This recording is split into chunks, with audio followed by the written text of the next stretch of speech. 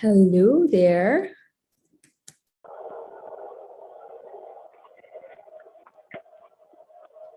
How's everyone doing?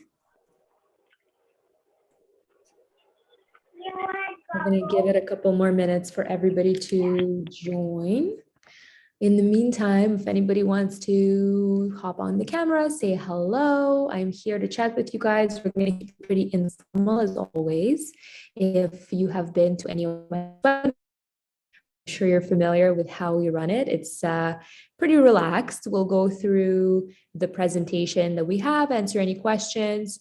Guys, I'm just going to tell you right now that I do have a question and answer session at the end of the session, but I do encourage you to either unmute yourselves or send a message in the text box to ask any questions as they come up so that we can try and answer as they go. Because I know I hate holding on to my questions when somebody's like, oh, yeah.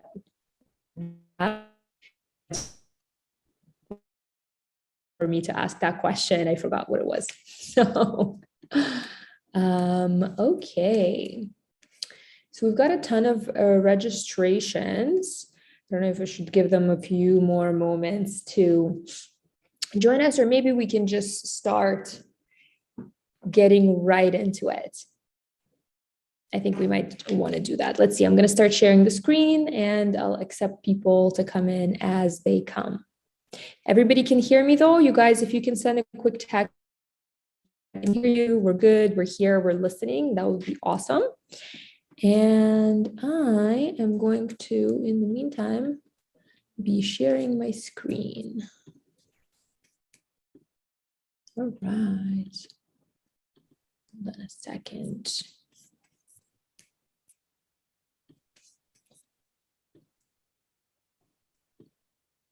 Perfect.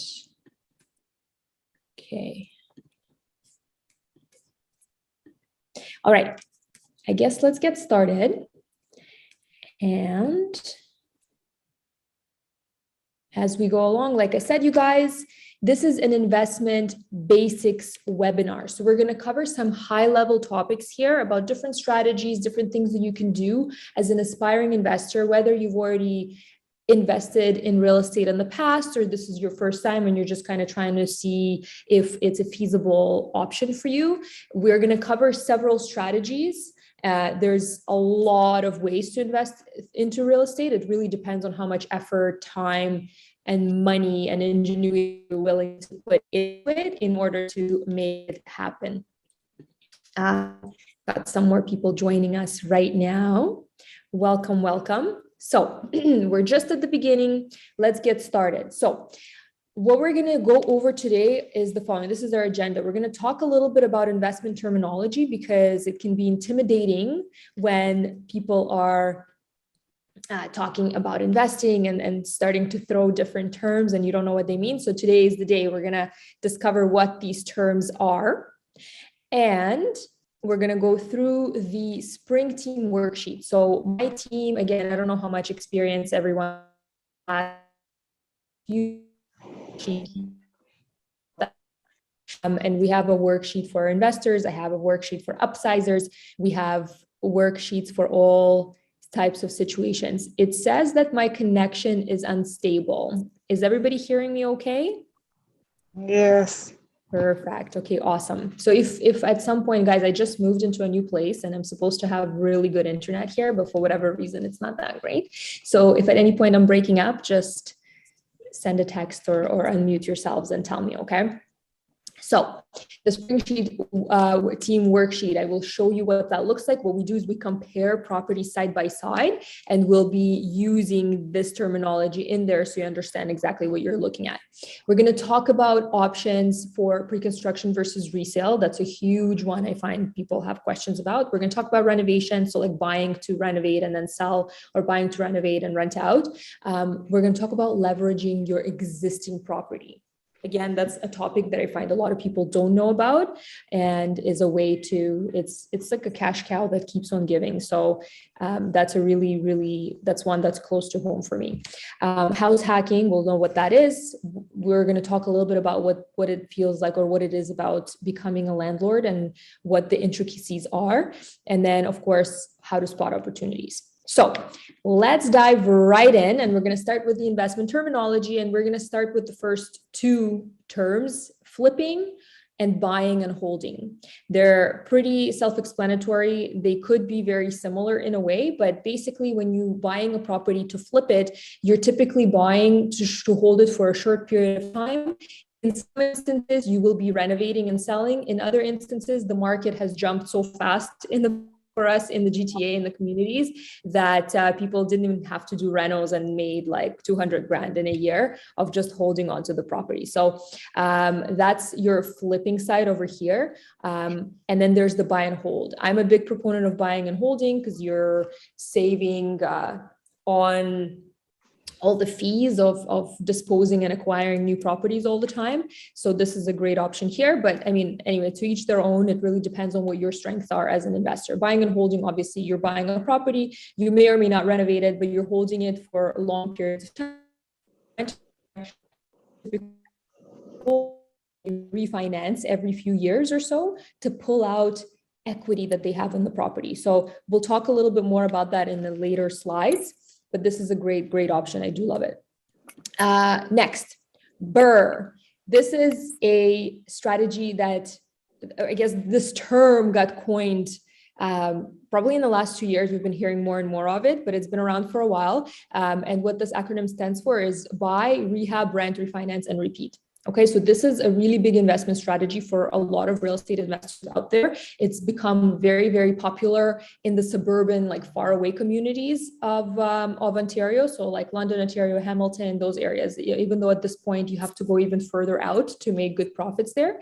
But what people do is they'll buy a property that's potentially in need of rehabilitation. So like maybe there's a tenant in there that's a hoarder, or potentially it's just somebody that's not taking care of the property, or whatever the case may be. But if you know, with Ontario laws, it's very difficult to evict a tenant. So a lot of landlords just kind of give up, and these people have really low rents and they don't take care of the place. And then the landlord just wants to offload because it's not worth it for them to hold on anymore.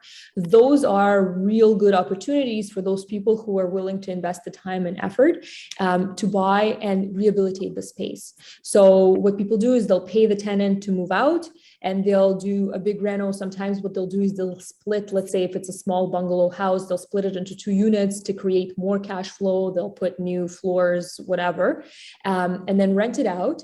And essentially what they do, just to give you an example with numbers, is let's say you're buying for 500,000 and you know a renovated property like this, and if you convert it into a duplex, is worth like 750. So you'll probably put 100 grand into it in renovations and all this kind of stuff, obviously, given that you have access to this type of cash. And once you're done renovating it and putting in a tenant, when you go back to the bank to refinance, not only have you increased the value by $250,000, you're also not paying anything out of pocket because you have 2 tenants in there who are paying for your mortgage, and you have surplus cash every month. So that is a very good situation in the bank's eyes. And what they'll do is, now that equity that you have, right, they will give you up to 80% of that equity for you to pull it out and put it into the next project, which is why you've got this repeat section over here. So what we have buy, rehabilitate, find a renter, refinance to pull out that equity, 80% of what you've made in the property, and repeat. Of course, it sounds beautiful and peachy when I explain it like this, but there's a lot of intricacies to this, and people who do this professionally, they do very intense research. You also have to know tradespeople and contractors and things like that, and know the area, of course, to be able to make the numbers work. Next, any questions? Like I said, oh, I'm seeing the chat. Forgot to look at the chat. Oh, somebody said a voice was echoing and now it's better. Sorry, totally missed it. If it continues happening, I might have to move to a different area in my home and see if that's better. So this over here is some terminology. These are called rules of thumb. There's 4 major rules of thumb that investors use to quickly compare similar properties. These are not by any means an in-depth analysis, but what they are is that they allow you to kind of see how 2 very similar properties compare very quickly, right? So depending on what's important to you. So cash on cash is what your percentage returns are on an initial investment. So you'll basically say, okay, you invested grand into a property and you know that in a year you're going to cash flow and net out $50,000. Well, that's 100% cash on cash return in a year. Payback period is a time calculation. So you will divide your total cash invested by your net income, right? So in this instance, in our previous example, if you invested $50,000 into a property, you divided by your net income of $50,000, and that yields you number 1, which is how long it'll take you to gain back all the money that you've put in. In this instance, it would be a year. Break-even ratio this will take into consideration. So debt service, you guys, if you don't know, this would be your mortgage, right? If you're mortgaging a property, which is an investor, leveraging is 100% advised because the numbers always look much, much better. So you basically just add your mortgage plus your expenses income. Okay. And then GIM is it means gross income multiplier. And what it simply is just sale price divided by gross income. If you guys ever heard of cap rates, this is a very similar number, but cap rates are a little bit more accurate. So which brings me on to the next number here, or the next ratio is the cap rates. So again, this is a quick way to see what your returns would be. It's a very, very popular metric. So if you haven't heard of the rules of thumb, you definitely heard of cap rates. And if you don't understand what it is, it's simply a percentage of returns on your investment. And the way that it's calculated, it could be very, very skewed, especially when you are using financing for a property, but people do use it today. It's very popular. Investors base their decisions based on this number. There's no universal cap rate that's good or bad, you guys. So that's something that I want to qualify the statement with. Certain areas will have very different cap rates. So for example, inside Toronto, cap rates are like 2.5%, 3%. 3 is good. 2.5, 2.3 is like kind of like where we're sitting right now with the cap rates. Somewhere further outside of Toronto, you can find something that's a 5% cap rate. If you're doing multi-residential properties, your cap rates can be like 7, 10, 12%. And it's just simply, it kind of looks at your cash flows, basically. That's what it is. And here's the calculation for it. I don't want to get too much in depth into it, not to inundate you with math in here. But like I said, any questions, of course, ask. Cash flow, obviously, you have after all expenses. So in that example that we were talking about before, where you have bought a property and created 2 units out of it, let's say you separated the basement unit and the upstairs unit and you're renting them separately. And after your tenants pay you and after you pay for your utilities, your maintenance, whatever else you need to pay for, the cash surplus that you're left with, that's your cash flow. Okay, so you're either going to be in cash deficit, which we see in Toronto investments a lot, or you can be in cash surplus, which we see more in the suburban areas, right? And the reason is, you take a look at, in Toronto, people don't cash flow because we have ridiculous value gains. So if you have been following the market, you know that we just had a 30% bump in the condo market in Toronto. Our detached houses in the urban Toronto communities are now averaging 2 million. We were at 1.8 for a long, long time. So now we're hitting new thresholds right now. It's been sitting at 2 million average for about 2 weeks. If another 2 or 3 weeks pass, with the same type of numbers, it'll be safe to say that that's the new norm for housing prices, but we'll see. The inventory levels have been a little bit interesting. So we'll see if these are just kind of one-offs. But anyway, so cash flow is how much money you're left with at the end of the month. Could be positive, could be negative. Return on investment. Again, you guys, I'm sure, heard of it. Return on investment is basically how much you make on your original investment in percentage form. Now, this can be a very simple and very misleading calculation. Again, if you start using financing and mortgaging, you will see that the numbers will be very, very different. So I have an example in here from Investopedia. I don't know if I want to go through this today, but if you guys do want to kind of grind out the math, oh my gosh, so many ads. If you want to grind out the math, we can totally go through this over here, but it just shows you the difference of what your return on investment looks like when you use leveraging and when you don't use leveraging, and kind of breaks it down into easy to understand numbers. So if anybody wants to see this page later, you're welcome to text me and I'll send you. We want to be fun today, so or not. Okay, finally, this is a sheet, a worksheet that we have created that compares properties. This is how we do property comparison for our investor clients. So let's say you're saying, okay, I want to buy a 1-bedroom condo in North York, and I want to see what my best option is.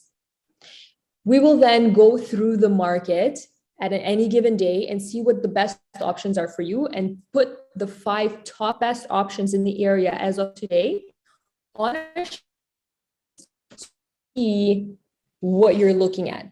So for example, we've got some assumptions over here. So for example, one of the assumptions is that you're going to hold on to the property for 10 years. I can change this and the numbers will change. Another assumption here is that the annual price appreciation will be, for example, 6%. The historical appreciation rate right now on average in Toronto has been 7% a year. This is averaged over the last 60 years. Obviously, we just had COVID years that were 30% gains in 2 years, and we've had other years that were 20% gains and 10% gains, and all those, aggressive years. So this is a pretty conservative number based on that, but we always want to be a little bit more on the conservative side so that we over deliver later. Mortgage interest rate as of right now is still pretty low for any financing. We're starting to see higher rates probably as of April. So that's something that will adjust as we go based on your timing, mortgage amortization, and of course the down payment. So again, a qualifier. As an investor, if you're buying in the Toronto or at this point, even in the surrounding communities, like we're talking even as far as Scarborough, Pickering, even as far as Etobicoke, Mississauga, North York, you are not cash flowing positive, meaning after your tenant pays you, you do not have any cash left over unless you're putting down 40 to 50%. In some instances, you can put 30% down and break even or cash flow. But in most cases, you need 40, 50% down payment in order to cash flow. Okay, people are not buying in these areas for cash flow, buying for the value gains and to retire later on, and for their kids, and for all sorts of other purposes. So you might be in cash deficit, and which we'll see right now. So we're putting 30% down payment just for fun. So you've got to look at one. You've got purchase price of $645 with a 30% down payment. Your mortgage amount will be $450,000. Your rental income. So we estimate what your rental income would be based on what's happening in the specific building or area at the current time. So in this instance, this was $2,400 for this unit. Your mortgage is $1,800, then you'll have taxes and condo fees. So in this case, this option, you would need to pay an additional $240 every month to pay for the property, but your tenant is covering the bulk portion of it. But let's look at the positives. So now we've got price appreciation at 6% a year, in 10 years will bring you $510,000. As much as this feels like an astronomical number for you, if you guys haven't been in the market before, this is very real and it is happening. Okay. Principal paid down in 10 years would be 160,000. Principal pay down, if you guys don't know, that's how much mortgage you're paying off. So if you're looking at your mortgage payment, this payment right here, $1,800 a month, it'll be the same payment every month. A portion of that goes towards actually paying off your loan, and another portion of it goes towards the interest to the bank. And as you go forward in your investment, the pay down amount gets bigger and the interest amount gets smaller. But in the first months, majority of the payment is actually interest, and the small portion is the principal. So it shows here that in 10 years, you would have paid down about 160,000. Look at these two numbers here. 160 is what you would have, or your tenant would have paid down for you for this mortgage, but just the value gains are 5 times more. It's crazy. And then this model doesn't take into account the fact that you can increase your rents every month. So in 10 years, every year. So in 10 years, you would have probably already brought up that number here and would have been breaking even and even cash flowing at some point, probably 3 years in or so. But even so, even if you're paying $240 every month for 10 years, that's $30,000 that you're in a cash flow deficit. But if you look at the numbers at the end of the day, you're up 640,000 in 10 years. Okay, so this is just a way for us to look at the numbers. Then you look at what your closing costs are, so how much cash you need. So we're in Ontario, let's say you're outside of Toronto. So your land transfer tax is 10,000, then you've got lawyer fees. So your total closing costs are 11,000, and then your down payment is 193. So your total investment would have been 204,000 or 205,000.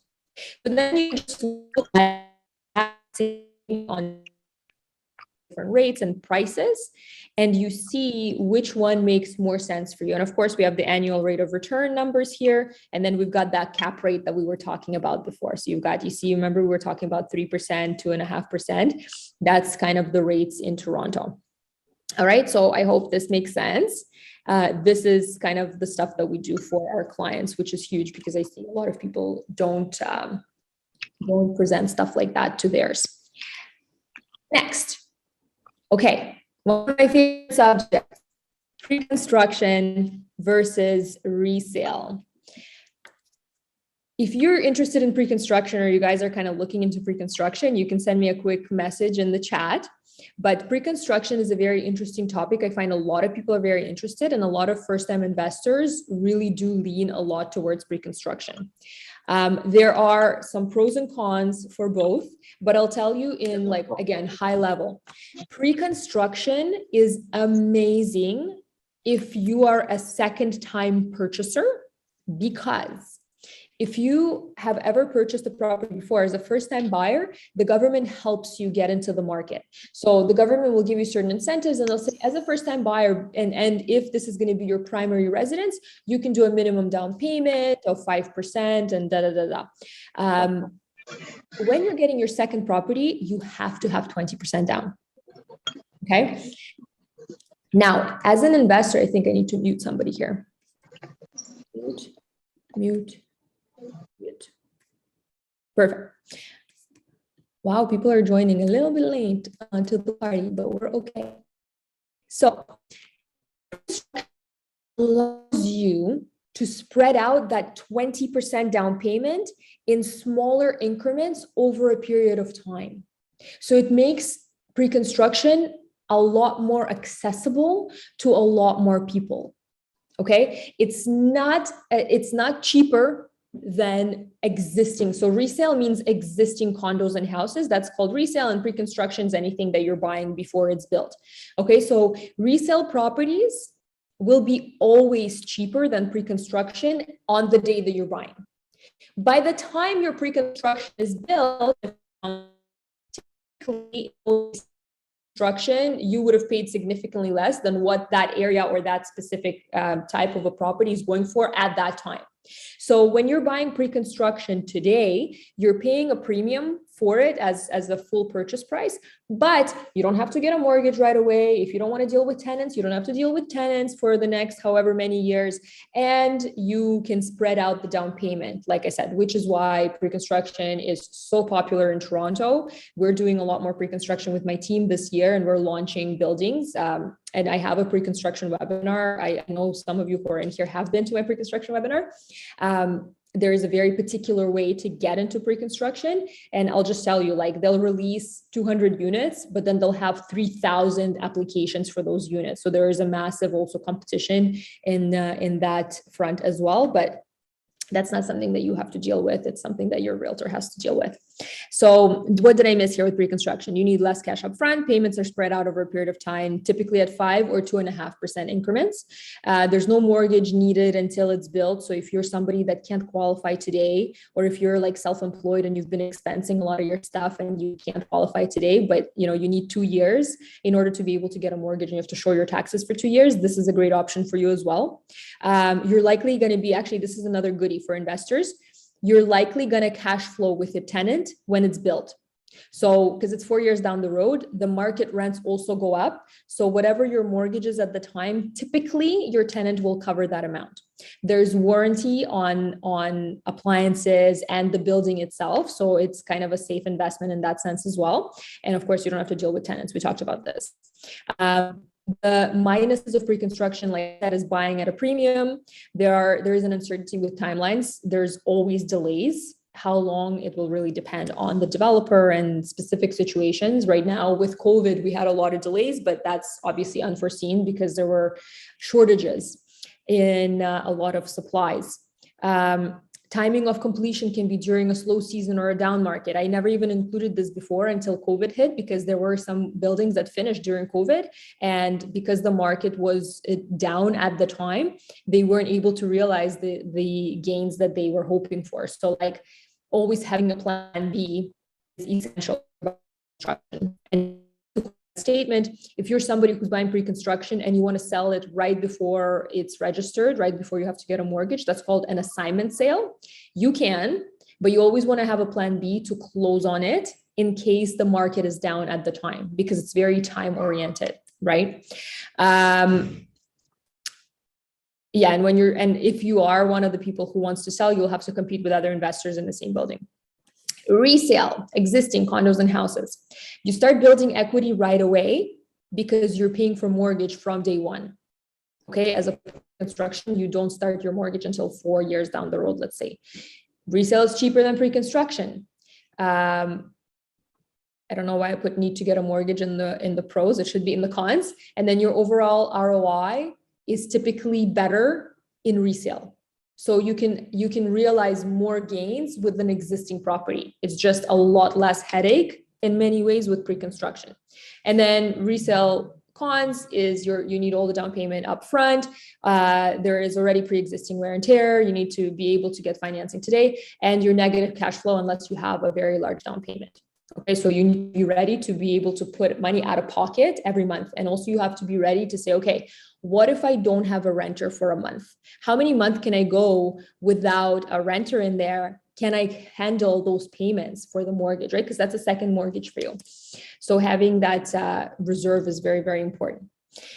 Let's talk about renovations now. So if you're somebody that's interested in buying something and flipping, you've heard amazing stories of other people buying properties, slapping a little bit of fresh paint, changing the floors, and selling it for hundreds of thousands of dollars more. Beware with renovations. If you're not a contractor, you don't have connections with a contractor, there are challenges with the strategy.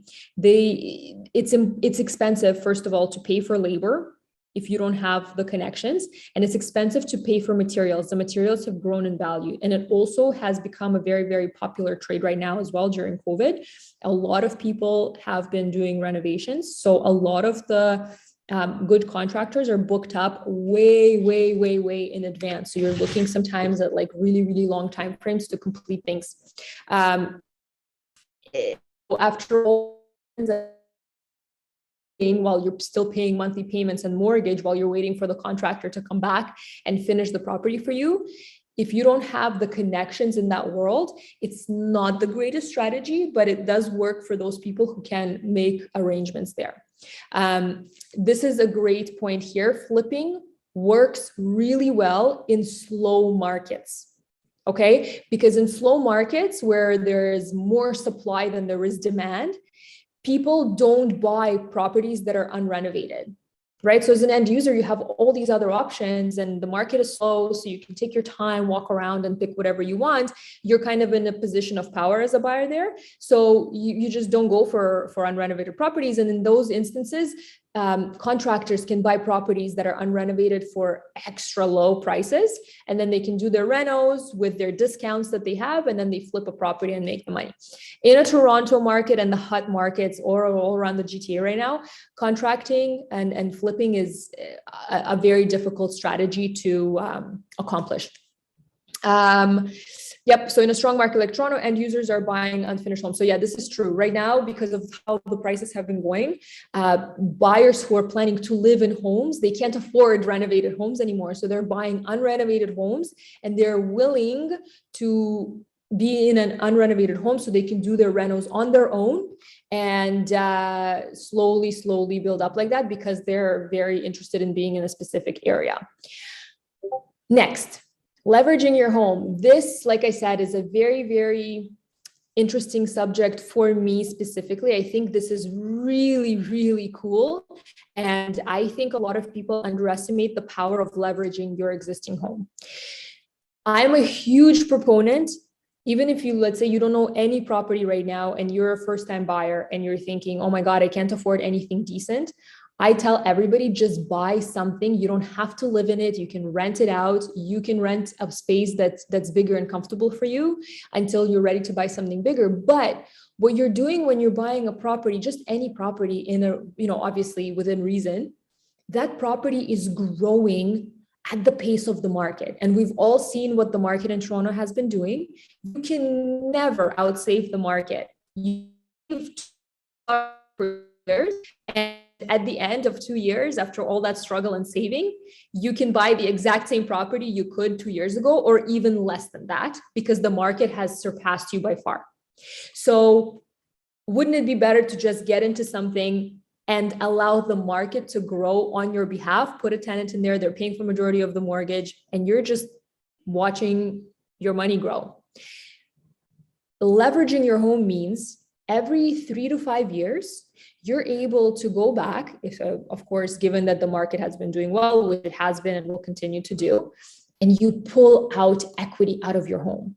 Like I showed you before, the equity goes really quickly. I just refinanced a unit for somebody who has had their place for 4 years. They have grown in value by over $300,000. We pulled out $200,000 for him in December. And in January, because of what happened in the market, his property just grew in value by another 100 and probably 30,000. Even let's say 100,000, just made another 100,000 just like that in a month, just because he owns a property.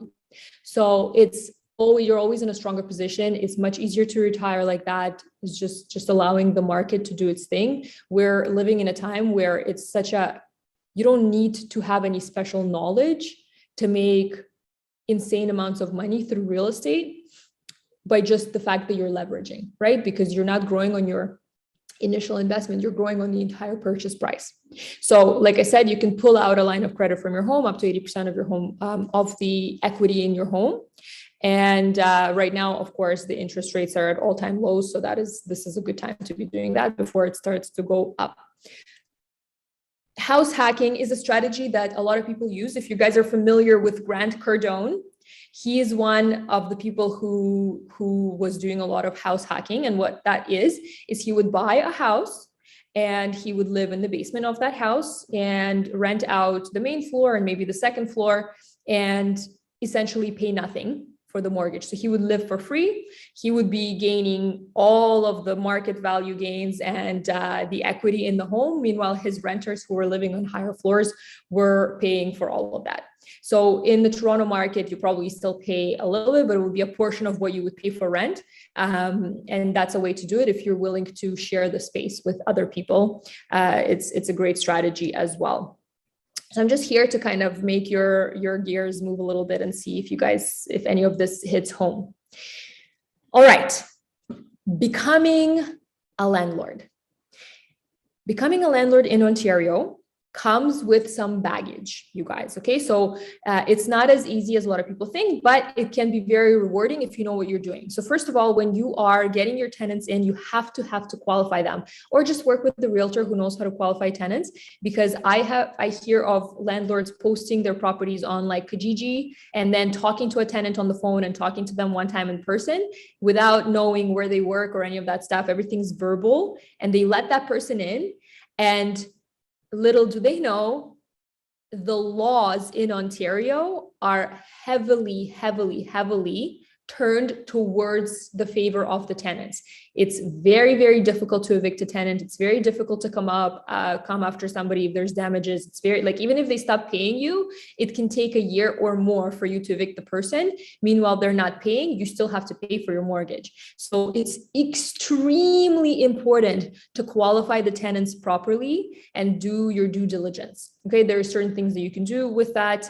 You can ask me later if that's something that's of interest. Everybody should 100% have insurance. Okay, so landlords and tenants have their own type of insurance. As a landlord, when you get your insurance, it covers the shell of the home, so the walls, windows, things like that. If there's any water damage from a unit upstairs, you'll be covered for that. And the tenants gets their own insurance for their contents of the unit. Okay, and you want to make sure that everybody has that insurance at all times, because you never know, accidents are accidents for a reason. Maintaining the unit in the state of repair. So maintaining a unit is the responsibility of the landlord, not the tenant. The tenant will obviously need to replace their own light bulbs and filters and things like that. But if something breaks and it wasn't broken due to the negligence of the tenant, as a landlord, it's your responsibility to get in the middle of the night and make sure it's fixed, or get in the next morning as soon as possible to make sure that it's working. There's a lot of misconceptions around that. Pet clauses are void as per the Ontario law. So you cannot put into an agreement and say you're not allowed to have pets in my house. You can probably squeeze in something and say that you're allergic if you wanted to, but there's a lot of landlords who are like, no, no pets, not allowed. Tenants can still bring in pets, and that clause is void by law, unless you're renting out in a building where the building doesn't allow pets. You cannot restrict a person from having a pet. Deposits.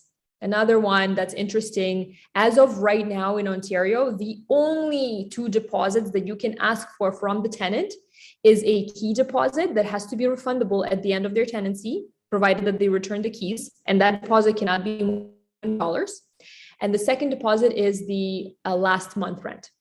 You cannot get a security deposit, it's illegal. You cannot get furniture deposit, it's illegal. You cannot get pet deposits, those are all illegal. People still try to squeeze them in, but it's not going to stand up in court if it goes there. Selling and buying tenanted properties. This also is an interesting one, I find. When you are buying an investment property and it's tenanted, legally, you have no right to evict this tenant.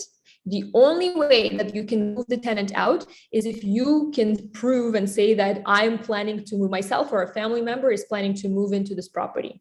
And of course, if you're doing that, there were a lot of people who were doing that to try and get the tenants out legally, and people found out. And now there's another rule saying that if you lie, there is a penalty. So if you're trying to go that route, obviously don't post your unit on the MLS the next day after your tenant moves out looking for a new tenant. Bad idea. Rent increases. Rent increases are allowed once a year, and there is a specific guideline in Ontario. For example, this year it's 1.2% on any properties that are older than 2018. Anything that's newer than 2018 November, you have no rent control, which means you can increase the rent once a year by however much. You want to bring it up by $1,000, go for it, which is why, again, a lot of people and investors really like going for newer properties, because you can stay in tune with the market growth as far as rent goes. Because there are a lot of instances where people in downtown Toronto today are renting one-bedroom units for $1,500 a month, which is unheard of at the time. Again, if you're familiar with pricing. it's not pricing that's been around for a long time at this point, but they've been in the unit for a very long time, for like 5-6 years. And back then it was $1,500 to rent a 1-bedroom.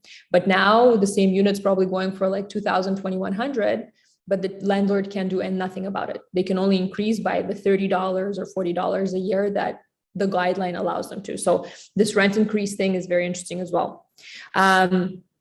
Assign and sublet, again, you can't say no to people arbitrarily. If they want to assign or sublet the unit, obviously you can request to see the qualifications and things like that. And evictions is a very, very big process. We can talk about that more in depth, but with evictions, there's only very particular ways that you can evict a person. Specifically is typically if you want to move in, you can evict a person. If you're planning to sell a property, you cannot evict a person.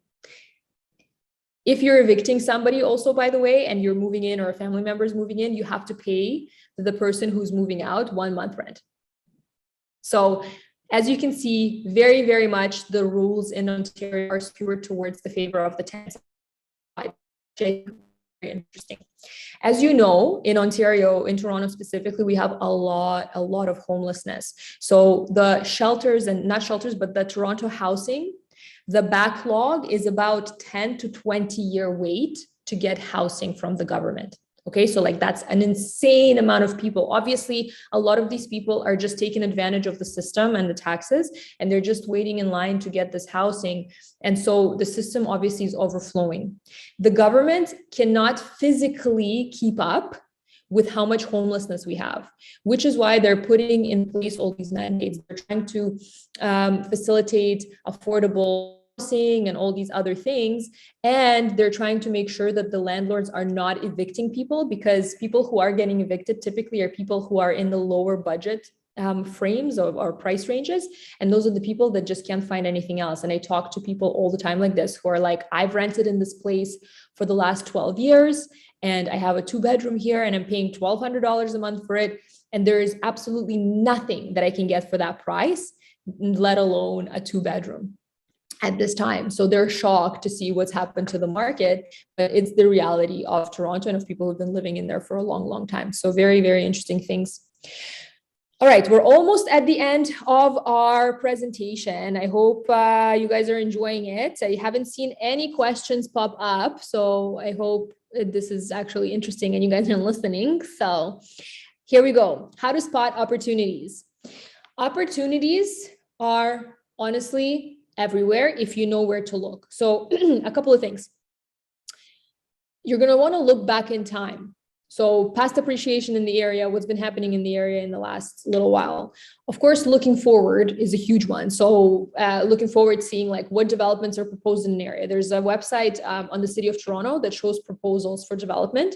And it shows little dots on a map where the developers are requesting from the city and they're waiting for permits and stuff like this. So like right now, King Street, going from the beaches all the way into Scarborough and beyond, is full of those dots because there's a ton of attention from developers there, because that land is cheaper than any other land within the same proximity to Toronto.